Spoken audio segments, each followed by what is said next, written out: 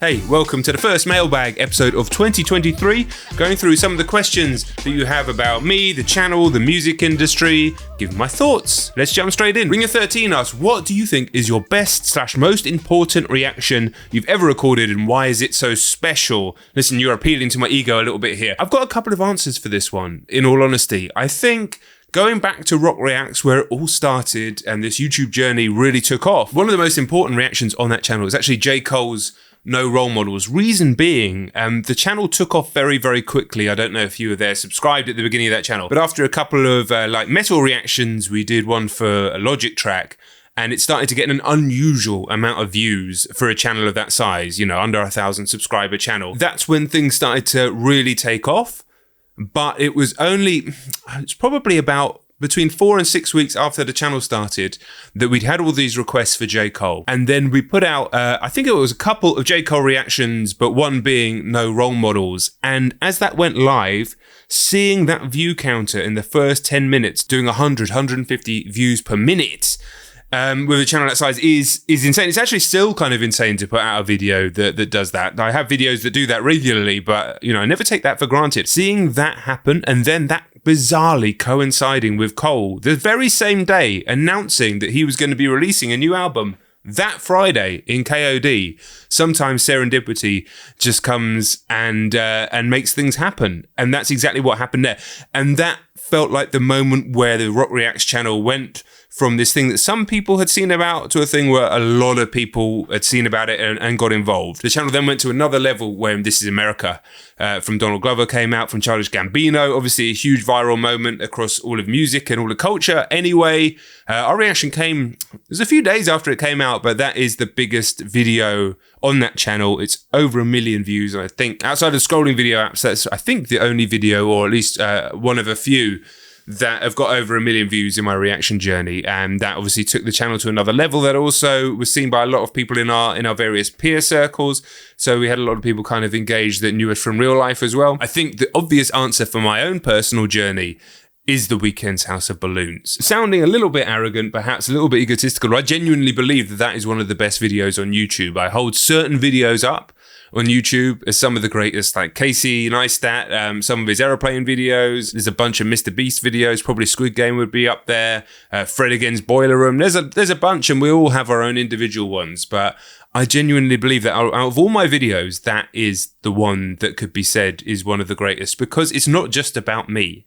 It was just a combination of moment and time. That music hit me at that exact moment on that exact day, and creating that reaction, that bringing in so many more people to the channel, creating a connection with the EXO family, and of course The Weeknd's music going forward, leading to a bunch more videos as well. And I still have people all the time telling me that they go back and watch that video. It's at 600,000-700,000 views or something like that, which is mad if you think about that number, but I do think it could 10x that.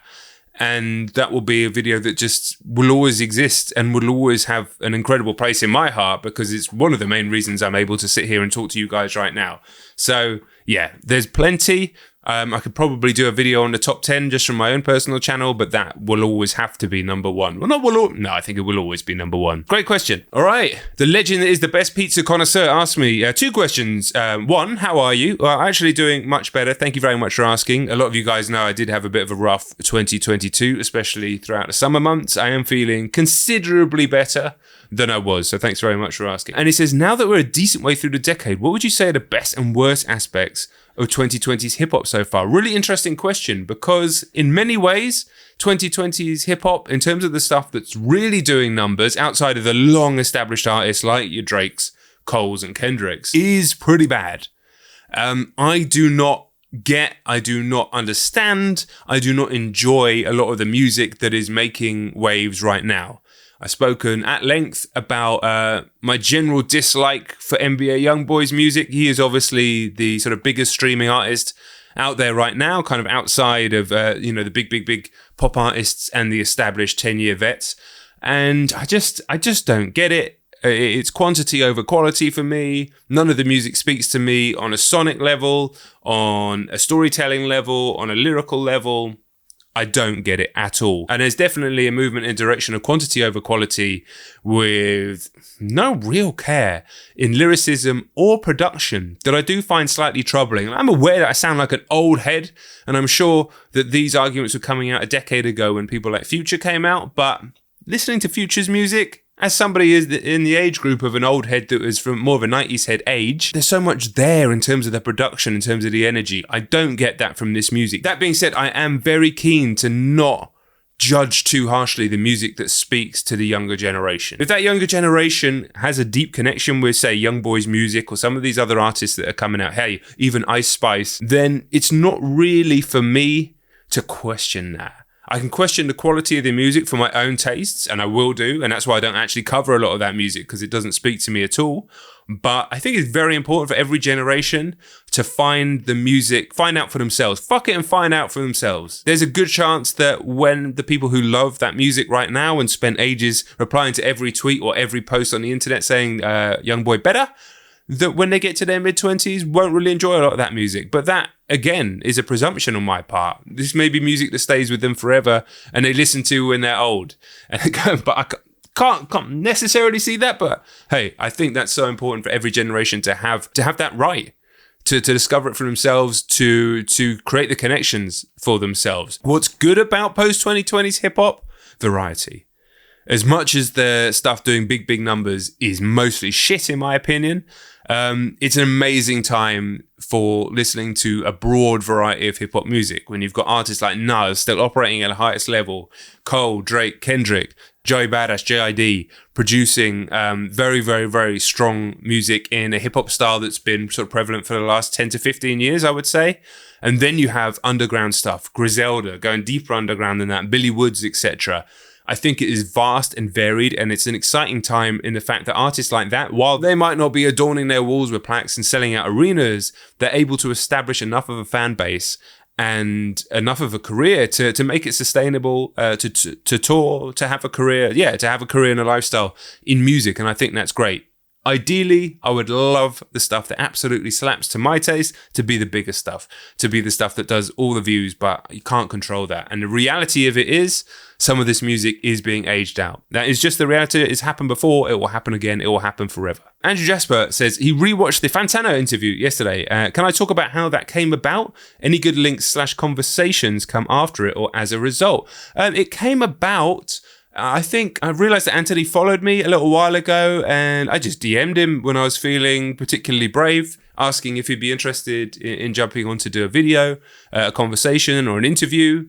We had a couple of dates lined up. They didn't quite work out. And then he reached back out and we made it happen in the end. And, you know, I'm very grateful for him for giving up like 45 minutes plus of his time to come and speak to me, to do a video for the channel. Anybody that comes and does that, I'm eternally grateful. That video itself, I'm not massively happy with it because I just don't think that I really gave the best account of myself in that video. If I'm being completely honest, there's a bit that happened before the interview started where we were connecting the call, and then Anthony behaved very strangely at the beginning of that call, which is just his personality, I think, but it threw me through a loop in a way that I wasn't expecting. Unfortunately, I don't have that bit recorded, so I can't. It involved belching and running around. It was just the very English Britishness of me was thrown through a loop by the beginning of that. I'm sure he'll just find it funny to hear about it. And I never really felt comfortable in the conversation in a way that I normally do in interviews, and hopefully you've seen in the other ones that I've done on the channel. I've done many interviews over the years, and all my years as a games journalist before I ever did YouTube, and that was definitely the strangest beginning to an interview or a meeting or a connection with anybody I've ever met. So I was kind of hoping that it would be more of a conversation, and an interview. It ended up being, it's not the best, but it's definitely not the worst. We got some good content out of it, some good moments out of it. I'd always be happy to do it again, but he's a very busy man. There's also hundreds of other interesting people I'd really like to speak to on the channel, and that's definitely something that we're going to be looking at for 2023. But in terms of good links, conversations that came after a result, not really. I think people were excited to see it happen. But in truth, I think people preferred the Mallory Brothers videos and the Turning the Tables videos, and I did as well. But that's just the way, you can't control these things. Right, Frederick Johnson asked a really interesting question, something I've been thinking about a lot here. Do you think it's entirely negative the music industry, artists, labels, etc. are focused on creating music for the TikTok algorithm? And that's quite a specific angle to that question. Do I think it's entirely negative? So I'll answer it in a slightly different way, and I'll just give some of my thoughts on TikTok and music. I will say this though, I think that TikTok and the scrolling apps in general, and by scrolling apps I mean Reels and Shorts, and TikTok specifically, are the most impactful thing to happen to the music industry definitely since the streaming services appeared, probably since the dawn of the MP3, 25-ish years ago, maybe even since the dawn of music videos, MTV, etc. in the early 90s, late 80s. The impact that this is having on how we consume and discover music, I don't think we really fully understand yet. And what's been interesting, while we clearly know songs are blowing up on TikTok in ways that we're not really used to, in traditional ways songs would blow up through radio play or even through online marketing in the last 15 years. So we're aware of that. But what's been really interesting, my son is 11 and a half now, and he is, he's not on TikTok, but, he has YouTube, he sees shorts. The way that him and his friends and that generation, even younger than the young boy generation, the next one, are discovering music is entirely through these apps. And so they're discovering songs that they don't even know the names of, the artists or anything like that. And quite often sped up versions of those songs, which you'll now see are entering streaming services. And the reason that they're so affected by these moments, as we all are from consuming this technology, is that the music is immediately associated with something else. So a meme, a trend, a particular dance, whatever it is. The Oliver Tree song now, which has been massive on these apps anyway, seems to be connected with the Christian Bale Sigma face.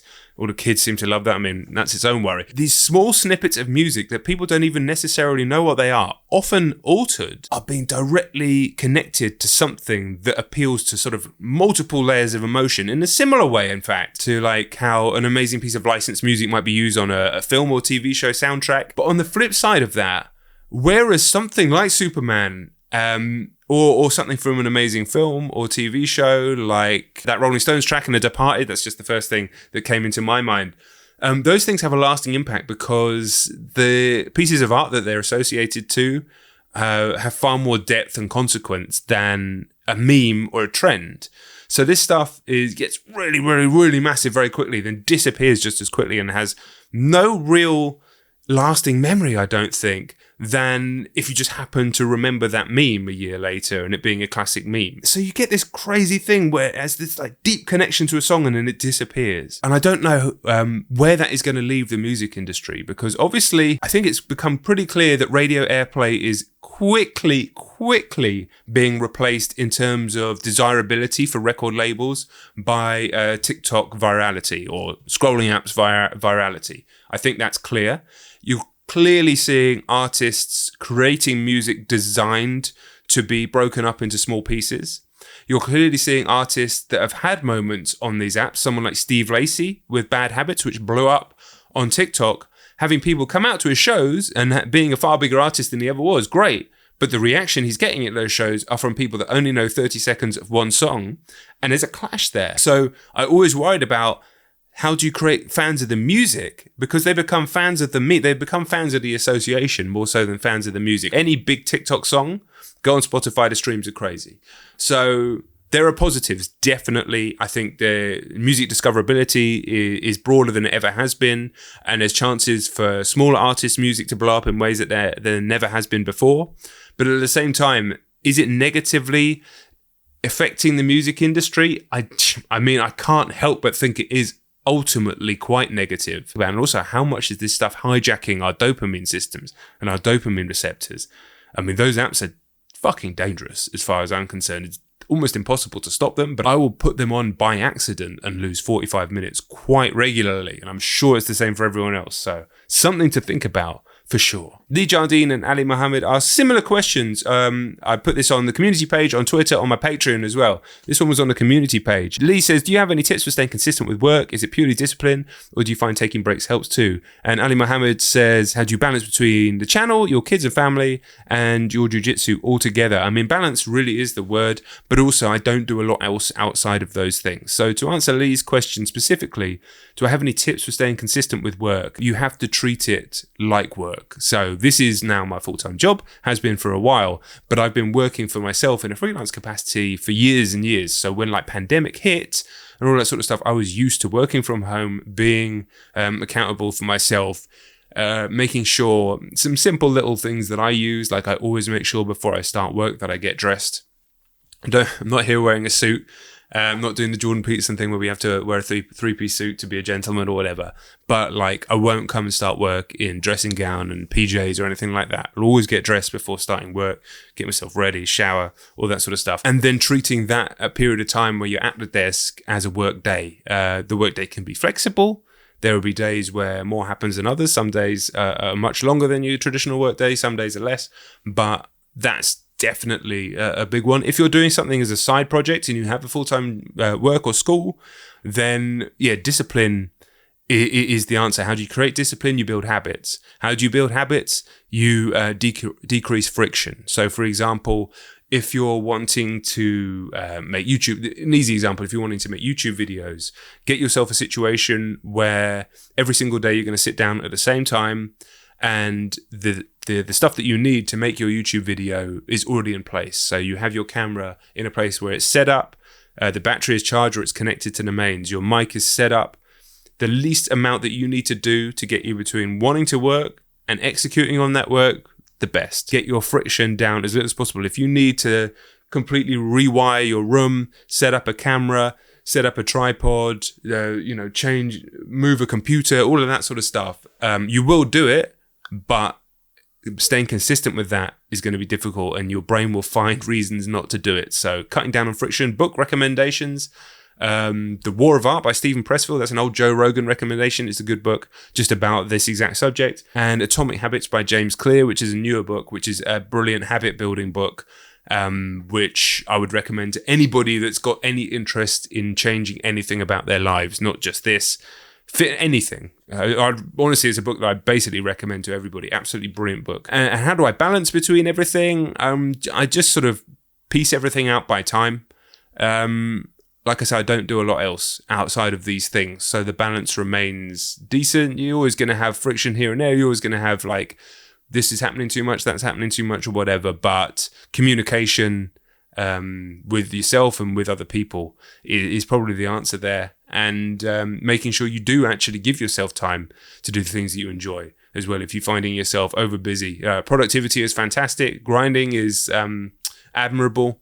But if you do it forever without any pleasure or any time for yourself, you will burn out. And I've suffered from that. I'm sure anybody who's done this kind of thing suffered from that. So yeah, mailbag done. Get your questions in for the next one. I'll put out tweets, community page, Patreon posts, and maybe we start a subreddit as well. If one of you wants to start a subreddit and let me know that you've done it, go ahead, because I don't know how to do it, because sometimes I do show my age. I'm sure I can figure it out, but yeah, go ahead if you'd like to. And then maybe we can submit stuff on there and we can do memes, videos and shit like that as well. And if you're new and you've made it all the way to the end and you haven't subscribed, I really appreciate anybody who's made it to the end of the video. You're all the realest motherfuckers in the world. And if you haven't subscribed, subscribe. All right, peace. Catch you on the next one. Bye.